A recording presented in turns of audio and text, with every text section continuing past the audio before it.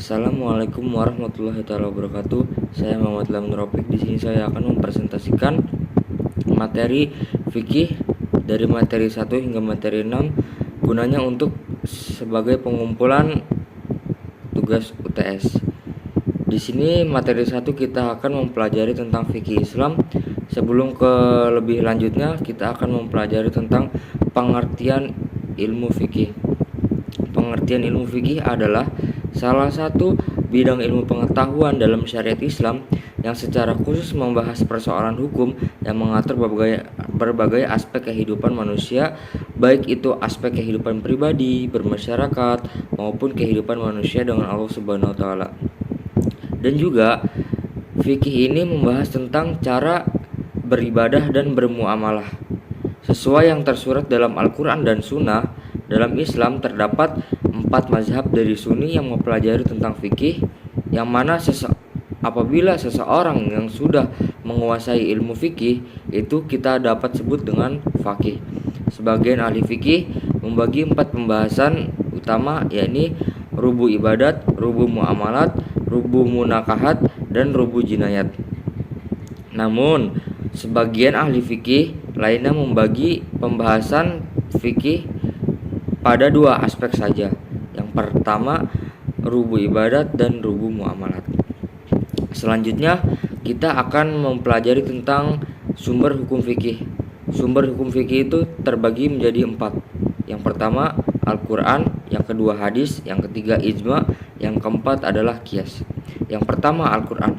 Al-Quran adalah mukjizat dari Allah Subhanahu wa taala yang diturunkan kepada Nabi Muhammad melalui perantara malaikat Jibril, yang mana Al-Quran tersebut akan dijadikan pedoman oleh manusia di akhir zaman nanti. Yang kedua ada hadis. Hadis adalah perkataan atau perbuatan Nabi, bisa juga dikatakan atau ketetapan dari persetujuan Nabi Muhammad SAW yang dijadikan landasan sebagai syariat Islam, yang mana hadis tersebut merupakan hukum kedua setelah Al-Quran. Yang ketiga ada ijma. Ijma atau kita bisa sebut dengan kesepakatan para ulama, yang mana kesepakatan para ulama dalam menetapkan suatu hukum. Nah, hukum tersebut dalam agama berdasarkan Al-Quran dan hadis itu dalam suatu perkara yang terjadi.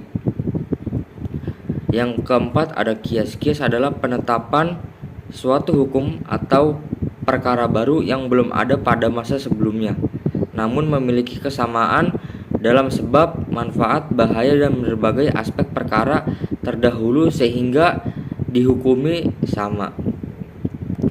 Selanjutnya kita akan memasuki materi urgensi fikih.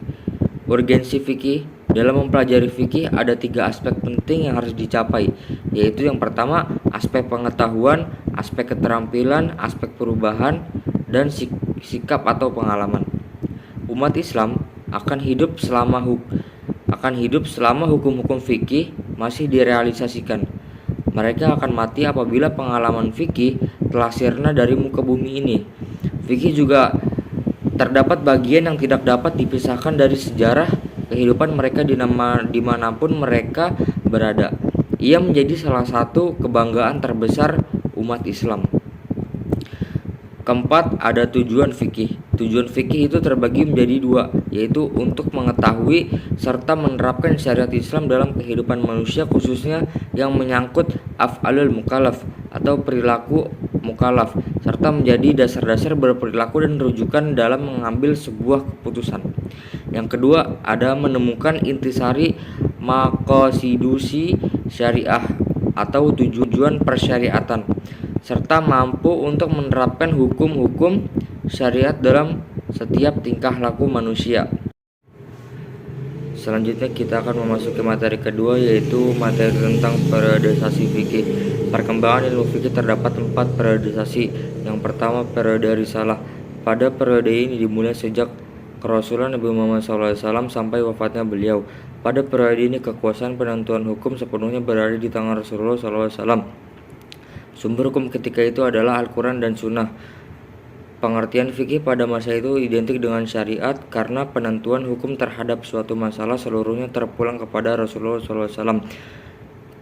Dan pada periode kedua ini, yaitu periode Khulafaur Rasyidin, Periode ini dimulai sejak wafatnya Nabi Muhammad SAW sampai Muawiyah bin Abi Sufyan memegang tampuk pemerintahan Islam pada tahun 41 Hijriah atau 661 Masehi. Sumber fikih pada masa ini, di samping Al-Quran dan As-Sunnah, juga ditandai dengan munculnya berbagai ijtihad para sahabat. Ijtihad ini dilakukan ketika persoalan yang akan ditemukan hukumnya tidak dijumpai secara jelas di dalam nas. Dalam menyelesaikan persoalan-persoalan baru, para sahabat pertama kali merujuk kepada Al-Quran. Jika hukum yang dicari tidak dijumpai di dalam Al-Quran, mereka mencari jawabannya di dalam sunnah. Namun jika di dalam sunnah itu beliau tidak menemukan jawabannya, beliau pun melakukan ijtihad atau kesepakatan para ulama. Selanjutnya pada periode ketiga, yaitu periode awal pertumbuhan fikih. Masa ini dimulai pada pertengahan abad ke-1 sampai awal abad ke-2 Hijriah. Periode ketiga ini merupakan titik awal pertumbuhan fikih sebagai salah satu disiplin ilmu dalam Islam. Dalam bertebarnya para sahabat ke berbagai daerah semenjak masa Al-Khulafaur Rasyidin, muncul berbagai fatwa dan ijtihad hukum yang berbeda antara satu daerah dan daerah lainnya, sesuai dengan situasi dan kondisi masyarakat yang ada di daerah tersebut. Selanjutnya periode keempat, yaitu periode keemasan. Pada periode ini dimulai awal abad kedua sampai pertengahan abad keempat dalam periode sejarah peradaban Islam. Periode ini termasuk pada periode kemajuan Islam 700 sampai 1000. Seperti periode sebelumnya, ciri khas yang menonjol pada periode ini adalah semangat ijtihad yang tinggi di kalangan ulama sehingga berbagai pemikiran tentang ilmu pengetahuan berkembang. Perkembangan pemikiran ini tidak disengaja dalam bidang ilmu agama, tetapi juga dalam bidang ilmu-ilmu lainnya juga berkembang. Selanjutnya kita akan memasuki pada materi ketiga, yaitu tentang karakter dan keistimewaan fikih Islam. Karakteristik fikih Islam. Fikih Islam memiliki karakteristik khusus yang membedakan dengan hukum-hukum lainnya. Karakteristik ini bisa dijadikan landasan berbijak atau paradigma ketika menyusun hukum formal Islam yang akan diterapkan dalam kehidupan bermasyarakat, berbangsa, dan bernegara. Karakteristik yang dimaksud antara lain yang pertama, sempurna. Apa itu sempurna? Syariat Islam yang diturunkan dalam bentuk umum dan garis besar, karena itu hukum-hukumnya bersifat tetap, tidak berubah-ubah karena perubahan masa dan tempat. Bagi hukum-hukum yang lebih rinci, setiap syariat Islam hanya menetapkan kaidah dan memberikan patokan umum. Penjelasan dan rinciannya juga diserahkan kepada ijtihad pemuka masyarakat. Yang kedua ada elastis. Fikih Islam juga bersifat elastis, lentur, dan luas. Ia meliputi segala bidang dan lapangan kehidupan manusia, permasalahan manusia, kehidupan jasmani dan rohani, hubungan sesama makhluk, hubungan dengan makhluk dengan Khalik, serta tuntutan hidup di dunia dan di akhirat terkandung dalam ajarannya. Yang ketiga ada universal dan dinamis. Ajaran Islam bersifat universal, ia meliputi alam tanpa batas. Tidak seperti ajaran-ajaran Nabi sebelumnya, ia berlaku bagi orang Arab dan orang Ajam atau non-Arab, kulit putih dan hitam. Universalitas hukum Islam ini sesuai dengan pemilik hukum itu sendiri yang kekuasaannya tidak terbatas. Di samping itu, hukum Islam mempunyai sifat dinamis atau cocok untuk setiap zaman. Lalu kita akan memasuki keistimewaan ilmu fikih. Keistimewaan ilmu fikih itu terdapat 8, yaitu yang pertama fikih berasaskan kepada wahyu Allah, yang kedua pembahasan komprehensif mencakup segala aspek kehidupan, yang ketiga fikih sangat kental dengan karakter keagamaan, hukum halal dan hukum haram, yang keempat fikih mempunyai hubungan yang erat dengan akhlak, yang kelima balasan di dunia dan akhirat bagi yang tidak patuh, yang keenam mempunyai ciri sosial kemasyarakatan, yang ketujuh fikih sesuai untuk diterapkan pada masa apapun.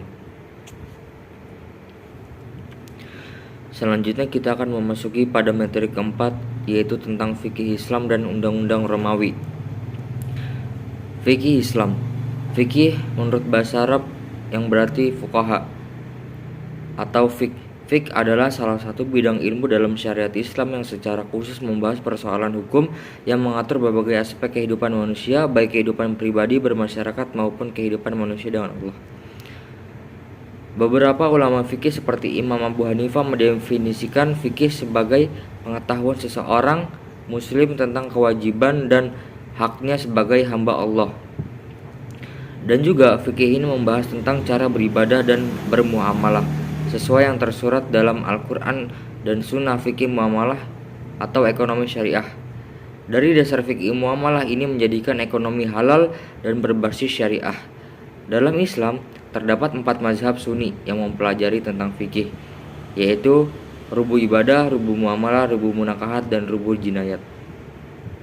Namun sebagian ahli fikih membagi pembahasan tersebut menjadi 2, yaitu rubu ibadah dan rubu muamalah. Pandangan orientalis mengenai hubungan syariat Islam dengan hukum Romawi, ya, yang pertama yaitu mereka mengatakan bahwa Nabi memiliki pengetahuan luas mengenai hukum Romawi Bizantium yang diterapkan di Imperium Romawi Timur. Melalui pengetahuan ini, hukum-hukum ini terserap ke dalam syariat Islam dan ikut mewarnai syariat Islam yang ada sampai sekarang. Yang kedua yaitu mereka berpendapat bahwa Caesarea, Beirut, Konstantinopel, dan Iskandaria telah ada sejumlah institut hukum Romawi. Begitu juga telah ada sejumlah mahkamah di kawasan Romawi dan penerapan hukumnya berjalan serasi dengan hukum Romawi. Hal ini dikarenakan berbagai institusi pendidikan dan mahkamah tersebut masih tetap setelah pembebasan kawasan itu oleh Islam, sehingga para ahli fikih kaum muslimin mempelajari hukum-hukum yang ada di mahkamah-mahkamah itu mengenal para pendapat ahli hukum institusi pendidikan tersebut.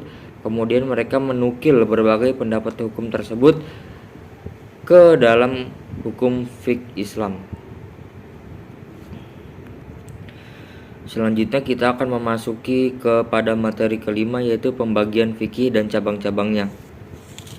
Pembagian fikih dan cabang-cabangnya yaitu yang pertama, hukum yang berkaitan dengan ibadah mahdoh atau khusus, yakni mengatur hukum persoalan ibadah manusia dengan Allah Subhanahu wa taala. Yang kedua, hukum yang berkaitan dengan masalah muamalah, yakni persoalan hubungan sesama manusia dalam rangka memenuhi kebutuhan material dan hak masing-masing. Yang ketiga yaitu hukum yang berkaitan dengan masalah keluarga atau al-ahwal asyakhsiyah. Yang keempat, hukum yang berkaitan dengan tindak pidana atau jinayah atau jarimah dan ukubah. Yang kelima yaitu hukum yang berkaitan dengan persoalan peradilan dan penyelesaian perkara hak dan kewajiban sesama manusia atau ahkam al-qadla. Yang keenam, hukum yang berkaitan dengan masalah pemerintah dan yang mengatur hubungan antar penguasa dan rakyat atau al-ahkam al-sultaniyah atau siyasah syariah. Yang ketujuh, hukum yang mengatur hubungan antar negara dalam keadaan perang dan damai atau al-ahkam ad-dauliyah. Yang terakhir yaitu hukum yang berkaitan dengan persoalan akhlak atau al-adab. Selanjutnya kita akan memasuki kepada materi terakhir, yaitu asas tasyri secara umum. Pengertian tasyri. Tasyri merupakan istilah teknis tentang proses pembentukan fikih atau peraturan perundang-undangan, karena dalam mengkaji dasar-dasar fikih yakni Al-Quran dan Sunnah, tentunya kita akan mendalami proses pembentukannya. Di samping itu, kajian tentang langkah-langkah ijtihad ulama pun menjadi bagian yang terpisahkan. Tasyri juga dikaitkan dengan fikih secara bahasa, yang berarti pengetahuan dan pemahaman tentang sesuatu. Prinsip tasyri yang pertama yaitu menegakkan kemaslahatan umat. Maslahat berasal dari kata as-sulhu atau al-islah yang berarti damai dan tentram. Damai berorientasi pada fisik dan tentram berorientasi pada psikis. Yang kedua yaitu menjelaskan hikmah dari diutusnya Nabi Muhammad SAW. Yang ketiga, isyarat tentang hikmah dari diciptakannya hidup dan mati. Yang keempat, menjelaskan maslahat dari diwajibkannya beberapa ibadah. Yang ketiga, ada tujuan tasri. Manusia diciptakan dalam keadaan serba terbatas, baik dari tingkat pemahaman maupun dari tingkat kemampuan. Maka ketika ia diminta untuk membuat sebuah aturan atau undang-undang dengan segala perangkatnya, pastilah ia tidak akan sanggup menunaikannya secara sempurna atau menghasilkan suatu produk yang sesuai dengan harapannya. Oleh karena itu, menjadi suatu keniscayaan agar yang membuat aturan hidup manusia adalah yang maha menciptakan bumi, yaitu Allah, sebab dia yang maha tahu akan segala hal. Terima kasih, presentasi ini yang dapat saya sampaikan. Apabila ada kekurangan mohon dimaafkan. Wassalamualaikum warahmatullahi wabarakatuh.